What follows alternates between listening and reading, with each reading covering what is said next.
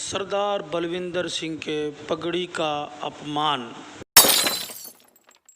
इसी मुद्दे पे दिल्ली गुरुद्वारा प्रबंध कमेटी के सभापति मनिंदर सिंह सिरसा पहुंचे हावड़ा। देखिए संवाददाताओं से क्या कह रहे हैं।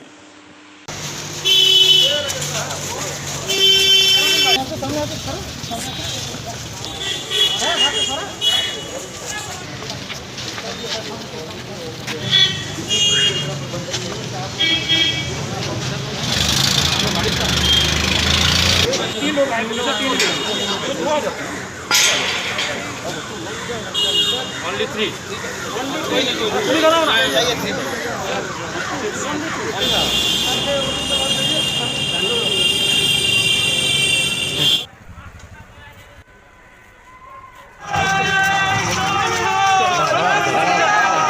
पीएसओ की अपनी ड्यूटी निभा रहा था, वो किसी प्रदर्शन का हिस्सा नहीं था, फिर भी उसके साथ मारपीट की गई, उसकी दस्तार पगड़ी को उतारा गया, उसको केसों से बालों से खींच कर उसको बेइज्जत किया गया सड़क के ऊपर।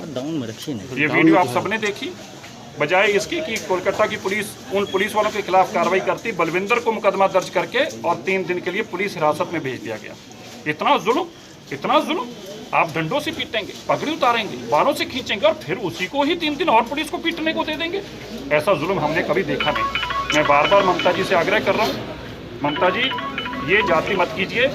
ये दस्तार गुरु गोविंद सिंह पातशाह की दी हुई हमें दस्तार है। ये वही दस्तार है जिसको सिर पे सजाकर जनरल जगजीत सिंह अरोड़ा ने इसी वेस्ट बंगाल से जाते हुए बांग्लादेश बनवाया था। 90,000 पाकिस्तान की फौज को सरेंडर कराया था। ये वही दस्तार है, ये वही दस्तार है जिसको गुरु गोविंद सिंह जी ने सिर पर सजाकर इस देश के अंदर धर्म बचाने का काम किया था। मैं आग्रह करता हूं, जो बलविंदर सिंह के साथ ज्यादती की गई है उन पुलिस वालों के खिलाफ कार्रवाई करें, 295A में मुकदमा दर्ज करें और बलविंदर सिंह को तुरंत रिहाई करें। ये हमारी मांग है।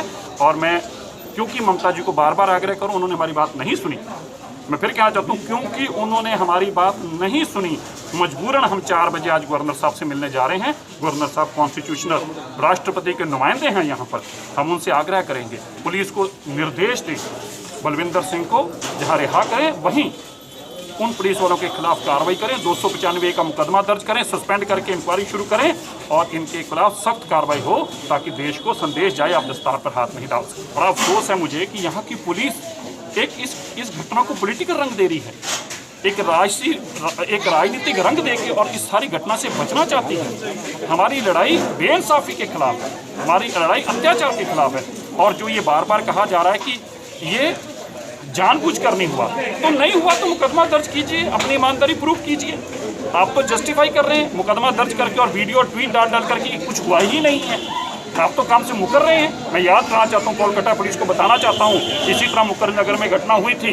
केंद्र के अंदर भाजपा की सरकार थी और उसके बावजूद उन सब पुलिस वालों को सस्पेंड किया गया और बाद में नौकरी से बर्खास्त किया गया, क्योंकि दस्तार हमें संविधान अधिकार देता है, कॉन्स्टिट्यूशनली राइट है हमारा, हमारी दस्तार को ऊपर हाथ नहीं लगा सकता। और लगाएगा तो कानून IPC में धारा है 295 की, उसके ऊपर मुकदमा दर्ज होगा। जिसने लगाई है उनके खिलाफ मुकदमा दर्ज। इसका ये मामले में बार बार आग्रह कर रहे हैं कि ममता जी आप अपनी ममता दिखाइए, स्नेह दिखाइए। हमने तो इस लड़ाई लड़ी है जगह जगह। और रविंद्रनाथ टैगोर जी की ये धरती है जिन्होंने बांदी वीर जैसी बाबा बंदा सिंह बहादुर के ऊपर बंद लिखकर उनको सिजदा किया है। और आपसे हम आग्रह करते हैं, हम ये उम्मीद नहीं करते कि ऐसी बेइंसाफी हो रही होगी और आप आंखें बंद रखेंगे, लेकिन अगर आप आंखें बंद रखेंगे तो हम आंखें खोलने के लिए मजबूर हो जाएंगे। तो इंसाफ देना ही नहीं चाहते। वो तो मुझे बार बार वो वीडियो शेयर कर रहे हैं, वो ट्वीट शेयर कर रहे हैं अपने कि हाँ जी देखिए हमने लिख दिया कि यहाँ से गलत नहीं हुआ कोई। मैंने उनको वीडियो शेयर करके पूछा, भाई इसका भी जवाब दे दो। तुम बालों से खींचते दिखाई दे रहे हो, तुम पगड़ी उतारते दिखाई दे रहे हो, फिर भी तुम्हारी बेशर्मी की हद है, उसके बाद तुम उसको जस्टिफाई कर रहे हो कि वही नहीं कुछ गलत। कानूनी कार्रवाई बलविंदर सिंह पे हो रही है तो कानूनी कार्रवाई पुलिस पे क्यों नहीं? एक तरफा माहौल क्यों है? डंडे मारने वालों पे भी कानूनी कार्रवाई होनी चाहिए, जिन्होंने उसकी पगड़ी उतारी उन पे भी कानूनी कार्रवाई होनी चाहिए। और जब तक ये पुलिस नहीं करेगी हम इस लड़ाई को लड़ेंगे। मैं आपको ये याद करना चाहता हूँ, बलविंदर सिंह देश के लिए लड़ाई लड़ने वाले आदमी हैं और आप देश के लिए लड़ाई लड़ने वाले आदमियों के साथ इस तरह से ट्रीट कर रहे हैं। जिसने वहाँ जाके पाकिस्तान के खिलाफ लड़ाई लड़ी हो, आप उसको डंडों से बाजार में बेइज्जत कर रहे हैं। और फिर आप ये कहते हैं कि इसके पास लाइसेंस की वैलिडिटी कम है। क्या वैलिडिटी कम होने से आपको अधिकार मिल जाता है उसको बेइज्जत करने का, उसकी पगड़ी उतारने का? नहीं। किसी सूरत में इसको बर्दाश्त नहीं किया। और आपके माध्यम से यहाँ की पुलिस से पूछना चाहता हूँ, मुझे एक भी लाइसेंस दिखा दें जो कैलकाटा के अंदर बना हो और जो PSO के लिए दिया गया हो। मैंने कमिश्नर साहब से पूछा था, कमिश्नर साहब आप कमिश्नर हैं, आप मुझे बता दीजिए कि आपने कोई एक भी लाइसेंस इशू किया है जो PSO के लिए हो। सबके पास यही लाइसेंस होता है। सबके क्या रोजगार करके कमाना, रोटी कमाना गुनाह है? कोई रोटी कमा के खा रहा है, ये गुनाह है? इसको लेकर के आप लोग क्या करेंगे? हम सड़कों पे भी उतरेंगे, कोर्टों में भी जाएंगे और हम ममता जी को बार बार आग्रह कर रहे हैं, आप हमारी या तो ताकत को कम आंक रहे हैं या तो आप अपनी जिद छोड़ना नहीं चाहते। ये जिद छोड़ दो। ये टकराव की नीति आपको अच्छी नहीं रहेगी, आपके लिए नुकसान देगी। टकराव की नीति, टकराव की नीति अपना रहे हैं, ये टकराव की नीति बहुत महंगी पड़ेगी। हमारी वोट यहाँ पे कम हो सकती है, लेकिन दुनिया भर में हमारी जो इम्पोर्टेंस है उससे कोई ऐसा नहीं है कि उसकी कोई जानकारी रखता।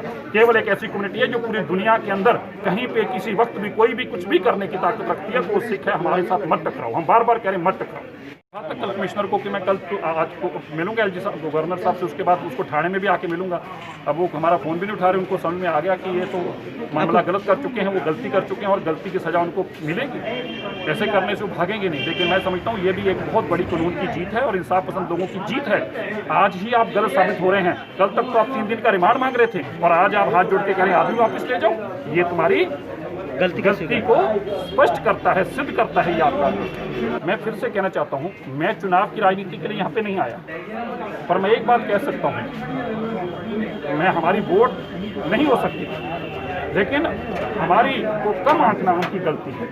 मैं चुनावी राजनीति में नहीं हूँ, मैं चुनाव की बात बिल्कुल नहीं मुझे पता, पर मैं ये जरूर कहना चाहता हूँ, ये जो रास्ता अपनाया है ये रास्ता बहुत महंगा पड़ेगा।